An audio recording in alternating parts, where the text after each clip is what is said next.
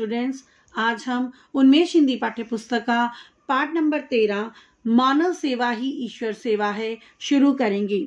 बच्चों, इस पाठ के नाम से ही हमें पता चल रहा है कि असली सेवा ईश्वर की अगर करनी है तो वो क्या है? मानव की सेवा, मनुष्य की सेवा। यानी कि इस पाठ में हम पढ़ेंगे कि मनुष्य सेवा से ईश्वर कैसे प्रसन्न होता है। आइए पाठ को पढ़ना शुरू करती हैं। रूस के एक गांव में एफिम और अलीशा नाम के दो व्यक्ति रहते थे। वे बड़े घनिष्ठ मित्र थे, बड़े ही सगे मित्र थे। एफिम गंभीर और बुद्धिमान था, यानी कि समझदार था। वह बहुत धनी था। उसका परिवार बड़ा था, परंतु वह अपने परिवार की देखभाल बड़े ध्यान से करता था। अलीशा ना धनी था और ना ही निर्धन था। वह मधुमक्खियां पालकर अपने परिवार का पेट पालता था। वह बहुत दयालु था और सदा प्रसन्नचित्त रहता था, यानी कि वह दूसरों पर दया भी करता था और खुश भी रहता था। वह अपने परिवार व पड़ोसियों के साथ प्रेम पूर्वक रहता था। बहुत पहले दोनों मित्रों ने साथ साथ यरूशलेम की तीर्थ यात्रा करने का निश्चय किया था। अलीशा तो सदा चलने के लिए तैयार रहता था, परंतु एफिम को समय नहीं मिल पाता था। उसके पास सदा कुछ न कुछ काम रहता। वह एक काम समाप्त होता तो दूसरा शुरू हो जाता। क्या है, रूस के गांव में एफिम और अलीशा दो मित्र रहते थे, जिनमें से एफिम जो था बहुत ही अमीर था और अपने परिवार का पालन पोषण अच्छे से करता था, जबकि जो अलीशा था वो ना तो ज़्यादा धनी था और ना ही ज़्यादा निर्धन था। वह अपनी मधुमक्खियां पालकर अपने परिवार का बहुत अच्छे से पालन पोषण भी करता था और हमेशा खुश भी रहता था। एक दिन अलीशा ने जोर देते हुए कहा, क्यों मित्र, हम प्रतिज्ञा कब पूरी करेंगे? एफिम का चेहरा उदास हो गया। वह बोला, अभी हमें प्रतीक्षा करनी होगी। मेरे पास यात्रा के लिए पैसा नहीं है। अलीशा ये सुनकर हंसा और बोला, मित्र, तुम्हारे पास मुझसे 10 गुना अधिक धन है और फिर भी तुम ऐसी बात करते हो। आत्मा की पवित्रता से बढ़कर और कुछ नहीं है। तीर्थ यात्रा से आत्मा पवित्र होती है। हमने तीर्थ यात्रा की प्रतिज्ञा की है, अतः हमें अवश्य चलना चाहिए। अंत में अलीशा अपने मित्र को समझाने में सफल हो जाता है। एफिम ने अपने साथ बहुत सा धन लिया। अलीशा ने केवल उतना ही लिया जितना आवश्यक था। दोनों मित्र यात्रा पर चल दिए, लेकिन जहां अलीशा प्रसन्न और बेफिक्र था, वहां एफिम अशांत था। उसे अपने घर की चिंता हर समय लगी रहती थी। क्या होता है, अलीशा जो है उसे कहता है कि तुम्हारे पास तो मुझसे ज्यादा धन है। फिर अंत में जो अलीशा है वो एफिम को तीर्थ यात्रा पर जाने के लिए मना लेता है। दोनों मित्र जाते हैं। एफिम जो है अपने साथ बहुत सा धन लेके जाता है, लेकिन जो अलीशा होता है वह केवल उतना ही धन लेके जाता है जितना उसे रास्ते के लिए जरूर। चलते चलते दोनों एक छोटे से गांव में पहुंचे। उस गांव में अकाल के कारण त्राही त्राही मची हुई थी, यानी कि बहुत बुरा हाल था। उन्हें झोंपड़ी में से लोगों की चीख पुकार सुनाई दी। उन्होंने दरवाजा खटखटाया, लेकिन किसी ने भी नहीं सुना। अलीशा ने दरवाजे को धक्का दिया तो वह खुल गया। वे अंदर घुस गए। झोंपड़ी के अंदर का वातावरण बहुत ही दुर्गंधपूर्ण था, यानी कि बदबू से भरा हुआ था। एक स्त्री भूमि पर मरणासन अवस्था में पड़ी थी। मरणासन होता है मरने की अवस्था। वे मरने के किनारे पर बैठी थी। स्त्री ने पूछा, आप लोग कौन है? क्या चाहिए? हमारे पास तो कुछ भी नहीं है। उसी समय एक बच्चा बोला, बाबा, हम भूखे हैं, हमें रोटी दो। तभी एक महापुरुष लड़खड़ाता हुआ आया और बोला, हमें रोग और भूखमरी ने घेर रखा है। मेरा पुत्र भूख से मर रहा है। अलीशा ने अपना थैला खोला और उसमें से एक रोटी लड़के की ओर बढ़ाई। लड़का रोटी पर टूट पड़ा और देखते ही देखते वह पूरी रोटी खा गया। उस स्त्री और पुरुष को भी उसने 2-2 रोटियां खाने को दी। फिर वह कुएं से पानी भर लाया और उन्हें पिलाया। एफिन झोंपड़ी के बाहर ही बैठा रहा। वह अंदर भी नहीं आया। अलीशा ने उसे सारा हाल कह सुनाया। एफिन बोला, क्या हम इस गंदी झोंपड़ी में ही रुके रहेंगे? ऐसा करने से तो हम बीमार हो जाएंगे। हमें यरूशलेम भी पहुंचना है। व्यर्थ में समय नष्ट करना ठीक नहीं होगा। अब क्या होता है, जब अलीशा उस झोंपड़ी को खोलता है तो देखता है उसमें एक स्त्री है जो कि मरने के किनारे पर लेटी हुई है और उसमें एक बच्चा है जो कहता है हमें बहुत भूख भी लगी है।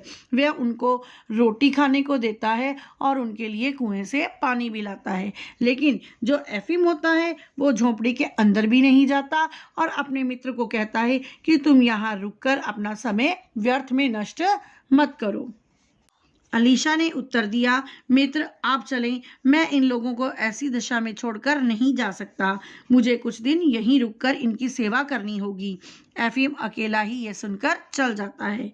अलीशा उन तीनों प्राणियों की सेवा में लग गया। सुबह होते ही उसने घर की सफाई की, चूल्हा जलाया और उनके लिए भोजन भी बनाया। घर के लिए आवश्यक सामग्री भी खरीद कर ले आया। एक दिन, 2 दिन और फिर 3 दिन बीत गए। उसे समझ नहीं आता था कि वह क्या करे। एक और वह सोचता कि मुझे जाना चाहिए, लेकिन दूसरी ओर वह उन लोगों की हालत देखकर उसका हृदय भर जाता था। अंत में अलीशा ने उन लोगों के साथ ही रुकने का निश्चय किया। उसकी सेवा से उन तीनों लोगों में शक्ति आ गई। अलीशा ने उन लोगों के दूध के लिए एक गाय और खेत जोतने के लिए एक घोड़ा खरीदा। साथ ही फसल आने तक के लिए अनाज भी खरीद कर रख दिया। एक दिन अलीशा ने सुना कि बूढ़ी स्त्री अपने बेटे से कह रही थी, बेटा यह मनुष्य नहीं है, देवदूत है, यानी कि भगवान द्वारा भेजा हुआ कोई दूत है। ऐसे भले मनुष्य संसार में अधिक नहीं है। अलीशा ने जब अपनी प्रशंसा सुनी तो उसने सोचा कि मुझे अब यहाँ से चल देना चाहिए। इन लोगों के लिए मैंने अगली फसल तक के लिए प्रबंध भी कर दिया है।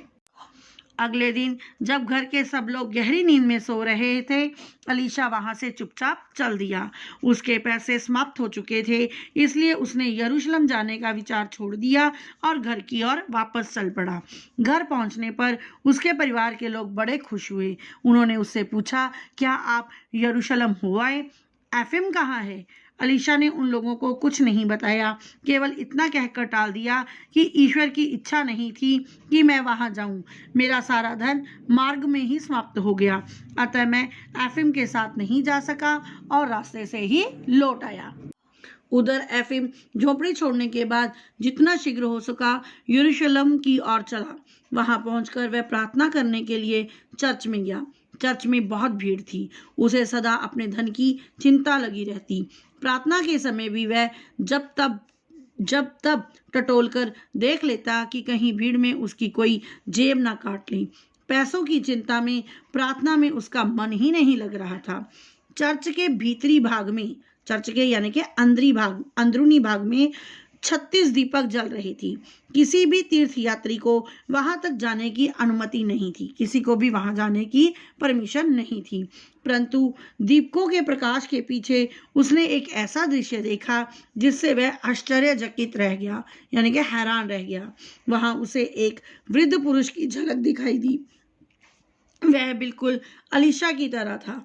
एफिम सोचने लगा कि यह अलीशा कैसे हो सकता है, उसे तो मैं पीछे छोड़ आया हूँ। परंतु जब उसने फिर उसकी ओर देखा तो उसे पूर्ण विश्वास हो गया कि वह अलीशा ही है। अपने मित्र को देखकर उसे खुशी हुई। वह सोचने लगा, अलीशा बड़ा भाग्यशाली है। उसके मन में आया कि अगले दिन मैं भी अपने मित्र की सहायता से चर्च के भीतरी भाग में जाऊंगा। एफिम 3 सप्ताह यरूशलेम में रहा। वह प्रतिदिन चर्च में जाता, वहां अपने मित्र की विशेष स्थान पर खड़ा देखता, परंतु उसके बाद उसका कहीं पता न चलता। अब एफिम अपने घर की ओर चला। रास्ते में वह उसी गांव में पहुंचा जहां अलीशा रुका था। झोंपड़ी के दरवाजे पर एक बूढ़ी स्त्री दिखाई दी।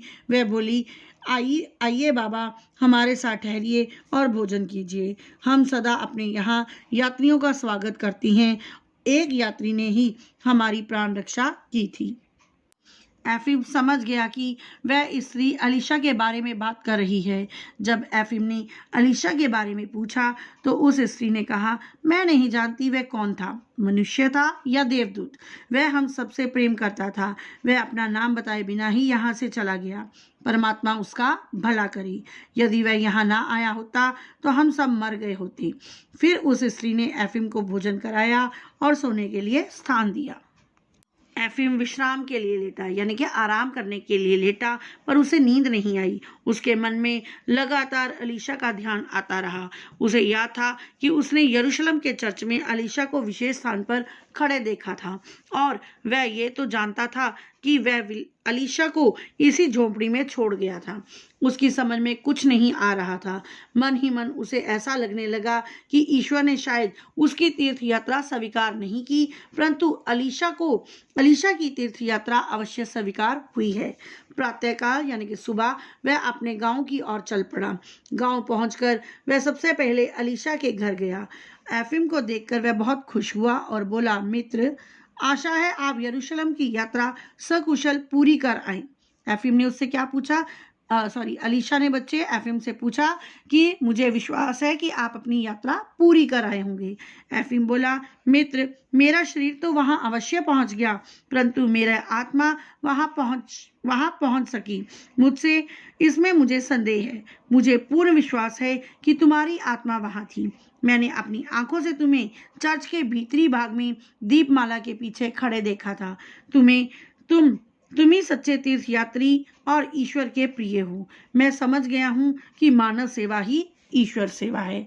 बच्चों, इस पाठ से हमें शिक्षा मिलती है कि यदि हम किसी मनुष्य के काम आए, मनुष्य की सेवा कर सकें, तो उससे परमात्मा खुश होता है। परमात्मा को पाने का केवल एक ही रास्ता है, मानवता को बनाए रखें, मनुष्य की सेवा करें, एक दूसरे के काम आए। धन्यवाद बच्चों।